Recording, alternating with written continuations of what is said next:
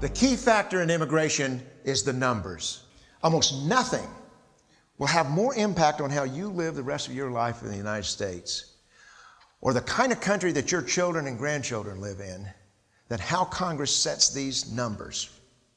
For the 200 years, from 1770 to 1970, this country took in about 250,000 immigrants a year. Congress brings a lot more than that today. And I'm going to show you the future that current numbers, if not changed, will give us. I find this to be an incredibly frightening future. Some of you are going to be angry when you see it. But please remember that if immigration is a problem, the problem is not immigrants. The problem is immigration policy and the officials who set that policy. If you're an immigrant, nothing I say here tonight is a criticism of you. You have the same stake in America's future as I do. We're sticking to numbers tonight. Good, solid, non-controversial numbers based on data and projections from the U.S. Census Bureau.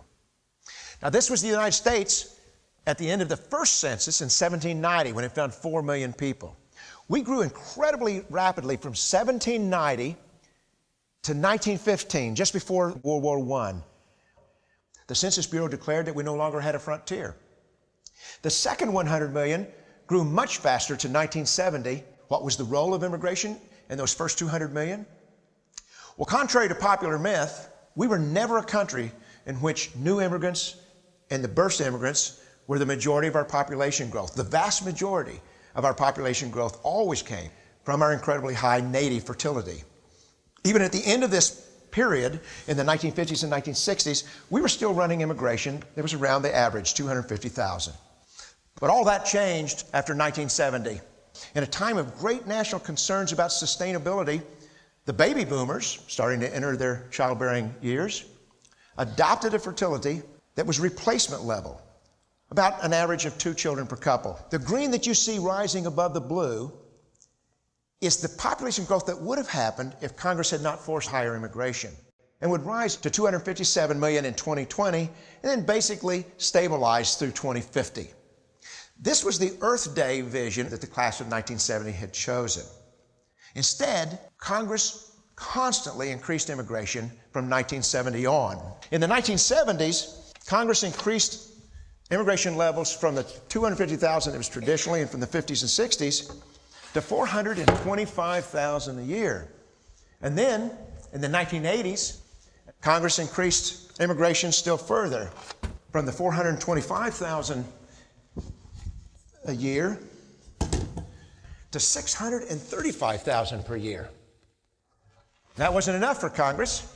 Population wasn't growing fast enough. So in 1990, they passed another big increase. And since 1990, we have averaged about this is not the,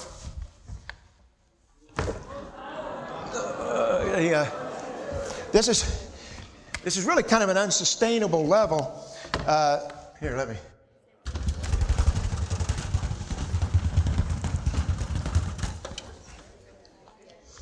Since 1990, Congress has been running immigration at more than 1 million a year, 4 times higher than the traditional level.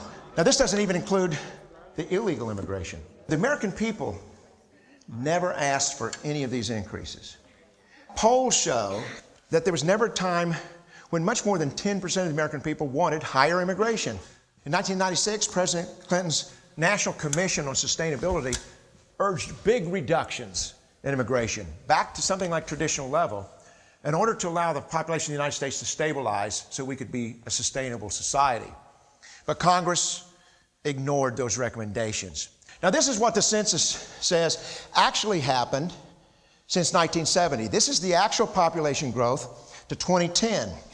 The red represents the population growth forced by Congress and its immigration decisions. Instead of the U.S. never reaching the third 100 million, it reached the third 100 million before 2010. And for the first time in our history, the majority of our population growth came from new immigrants and the births to immigrants. Using Census Bureau projections of fertility and mortality, I would like to know what lies in our future. The fact is, Congress has paid no attention to that future. It generally operates on what's ahead in 1 or 2 years or maybe the next election cycle. For the most part, our public policy is set without any regard to what it's going to lead to in future generations. They keep the future draped from us. Let's see what's behind that curtain.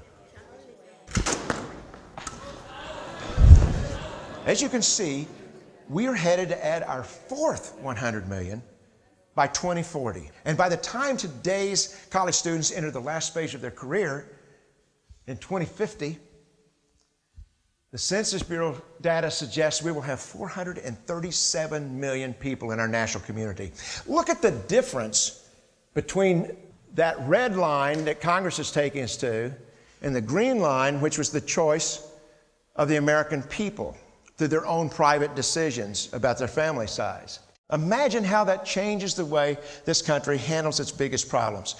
And of course, the trajectory doesn't stop in 2050, it moves on. Now let's see where we're headed by the end of this century.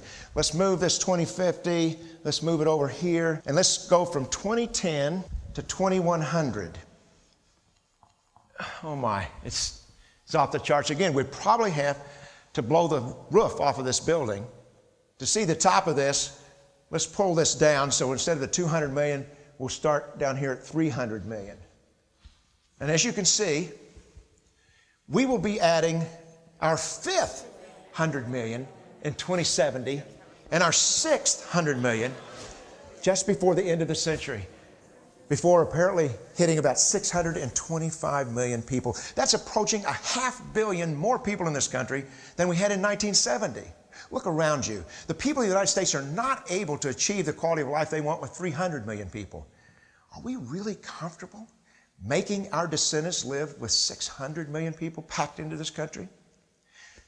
This will happen because of our immigration choices today.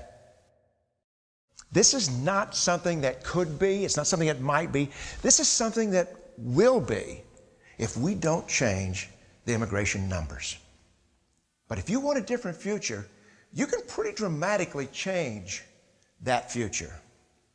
What if we help the class of 2010 do what the class of 1970 had intended to do before Congress destroyed the stabilizing vision? This yellow line represents the change that could happen in our population growth trajectory if we would immediately adopt a replacement level immigration. That is, bringing in the same number of immigrants as people leave the country every year. And right now, that would be around our traditional level. There would be immediate reductions in infrastructure demands for those of us alive today. We could enjoy the benefits of cutting in half all the extra demands on our infrastructure, cutting in half all the extra congestion. By 2050, we would have 80 million fewer people to accommodate than if we leave the status quo immigration in place. 80 million, how much is 80 million? 80 million was the entire population of the entire United States when President Theodore Roosevelt was desperately trying to create national parks to keep those 80 million people from destroying the natural heritage of this country. Now we have 4 times that much. The difference in the scenarios becomes really astounding when you go out to the end of the century. The question is, do we allow immigration to double our population and add another 300 million into other communities at the end of this century? Or do we reduce immigration so that we hold the extra demands on our society to perhaps 1/4? The people living in 2100 will have no choice in this. That is a future that does not have to happen. We can make the right choice now.